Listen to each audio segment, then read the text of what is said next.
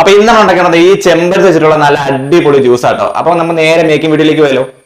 അപ്പൊ ആദ്യം തന്നെ നമുക്ക് ചെമ്പരത്തി ഓരോ ഇതിലായിട്ട് നമുക്ക് എടുക്കാം കേട്ടോ. അതിന്റെ ഇതിൽ മാത്രമേ നമുക്ക് ആവശ്യമുള്ളൂ. നമ്മളത് എല്ലാത്തിനും എടുത്തിട്ടുണ്ട്. ഇനി ഒരു പാത്രത്തിലേക്ക് കുറച്ച് വെള്ളം ഒഴിച്ചു കൊടുക്കാം. ഇതിലേക്ക് ആവശ്യമുള്ള പഞ്ചസാര ഇട്ട് കൊടുത്തിട്ടുണ്ട്.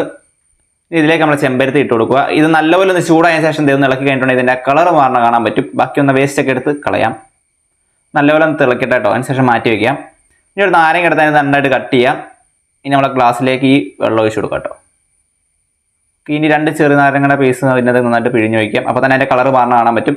നന്നായിട്ടൊന്ന് ഇളക്കി കൊടുത്തതിന് ശേഷം കുറച്ച് ഐസ് ക്യൂബ് ഇട്ട് കൊടുത്തു കഴിഞ്ഞാൽ പരിപാടി കഴിഞ്ഞിരിക്കുന്നു.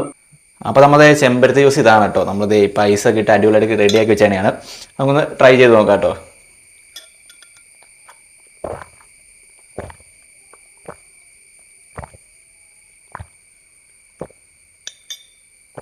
ലൈറ്റാണ്, അല്ലാതെ ട്രൈ ചെയ്ത് നോക്കാം കേട്ടോ. ഇഷ്ടപ്പെടും, ഉറപ്പാണ്.